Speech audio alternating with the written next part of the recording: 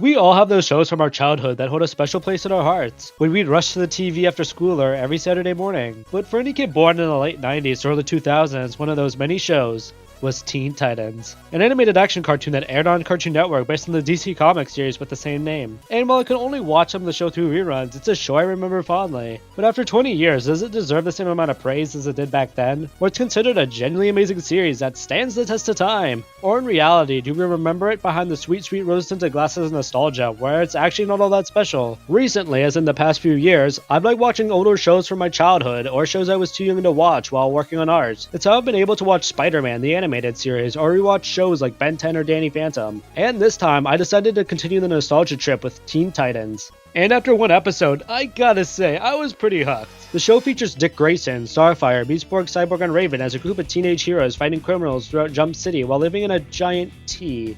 I mean, odd choice to disclose your location, but okay. Where the show was divided into episodes of fun wacky hijinks and serious storytelling, where it ran on for 5 seasons with a movie for its finale before being thrown into the pits of cancellation. But even after being cancelled, people still talk about this show, especially after it got replaced by this foul demon. Just take a quick look through YouTube and you'll still find people posting about this show and making content. Like, who does that after a few decades?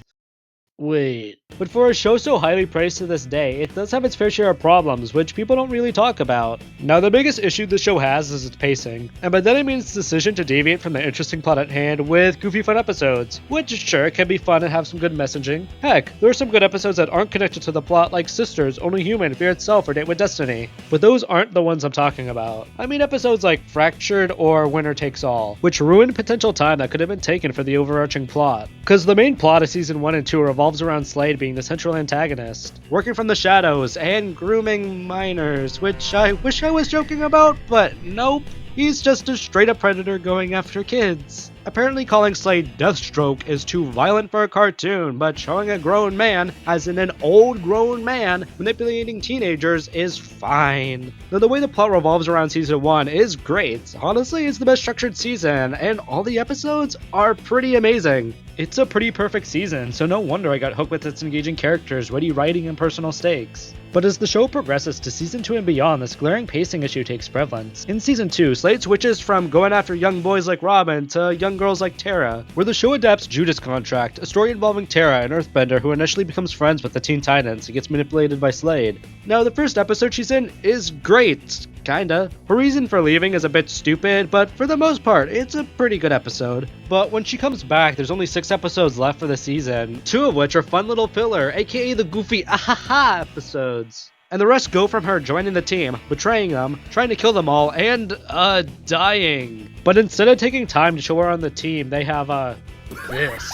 Which ultimately leads to an underdeveloped series of events, which is low-key poorly written. The ideas are definitely there on points A to B, but the execution, yeah, not so much. The show needed to spend more time with Tara, exploring her past, slowly being manipulated by Slade, joining the Titans under false pretenses, and actively being part of the team, rather than a quick run-through in 3 episodes where she shows up, freaks out, comes back, and then BAM! Betrayal. If the show had her spend more time with the Titans and gain their trust, it would have made the impact of her betrayal hit way harder, where time could have been taken to establish good internal conflict between her master Slade and her friendship between the Titans. Also, Beast Boy's writing during this is very inconsistent, as he goes from being madly in love with Tara, puppy dog eyes and all, to then hating her, which, to be fair, she did basically try to kill his whole family, but then he reverts to the I can fix her mentality in the next episode. Once again, lots of great ideas are going on, but not so great execution in how Tara and Beast Boy are handled, which ultimately weakens the plot. But at this point, it's still good, right? It's just a little bump. It can get better.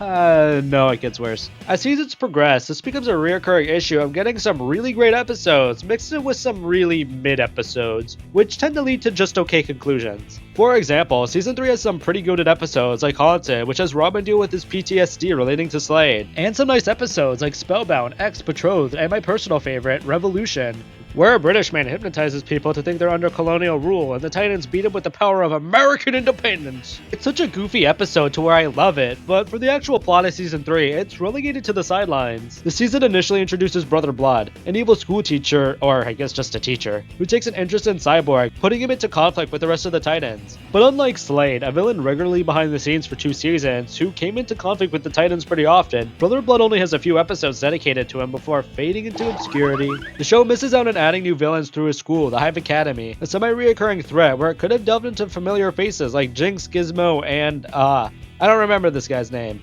Oh well. But for a season dedicated to a villain school in Cyborg, they really don't get their moments to shine. Cyborg is typically pushed to the side this season beside the few episodes where he's put into a leadership role where they just reiterate the same arc about how he's human under all the machinery, which has already been done, like, a few times already. I get it's his growth and supposedly being a man, but he's already proven in the past that he is. Once again, the ideas behind their conflict are pretty cool, and it could have led to a really great season exploring Cyborg's humanity past and how it ties into Brother Blood, while introducing new heroes and villains to the roster. But unfortunately, this season's faults come from the limited amount of focus that's put on its narrative, which makes this season really underwhelming. Season 4 tries to rectify these mistakes by having a stronger tie between its antagonist, Trigon, Raven's father, who also brings back Slade, which I kind of forgot to mention, yeah, he kind of dies at the end of Season 2, where all this stuff is pretty cool as it dives into Raven's history and develops her pretty well in how she treats her team, while some things like Trigon being way too easy to beat, or Robin and Raven's sudden brother-sister dynamic? I don't really know what else to call it, but it's a sudden development with only a few moments sprinkled throughout the show, which is a bit jarring due to how heavily the plot relies on this without really showing it to us. Cause typically we see Robin with either Starfire or Cyborg and not so much Raven. But while this show has some great ideas on display with some good growth, it once more gets bogged down by episodes where there's obsessive grannies feeding them pie or alien tofu trying to steal cows. It lessens the impact when this season is literally about the end of the world, where more time should be taken into delving into more pressing matters, which Season 5 takes the same idea of really pressing matters, but makes it worse and runs with it. Now I may be negative towards these seasons, but I do classify them in the category of good, because there's a lot of stuff I like in them, and at the very least I'm entertained.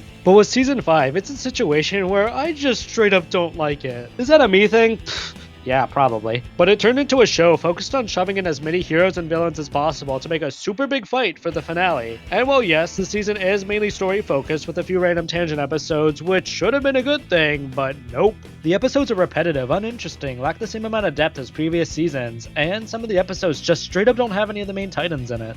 Which isn't a bad idea in itself to explore other characters, but it feels as if we're being thrown into a totally different show, which is a shame as the team's group dynamic made the show as good as it was. And I'm sorry, but Titans East can't really compete. And it doesn't help that it feels like potential plot threads were ditched relating to Slade, Blackfire, and Starfire and Robin's relationship. And sure, Beast Boy's lore and development is cool and all, but the overall season is just kind of boring and lacking the same amount of charm, which I unfortunately think was the nail in the coffin for this show. Now before strangers show up at the middle of the night with pitchforks and torches, Teen Titans is not a bad show. And I'm not just saying that because I fear for my life.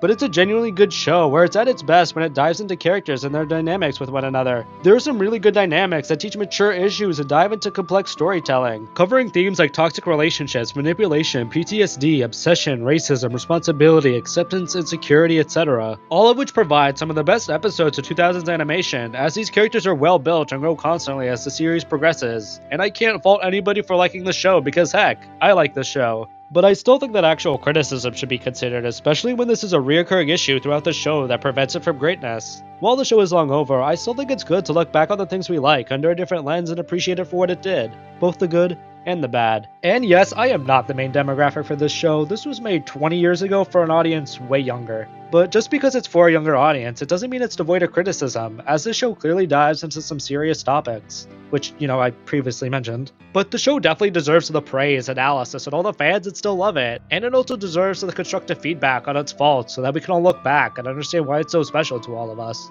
and why shows like this have such an important footnote for all of our childhoods.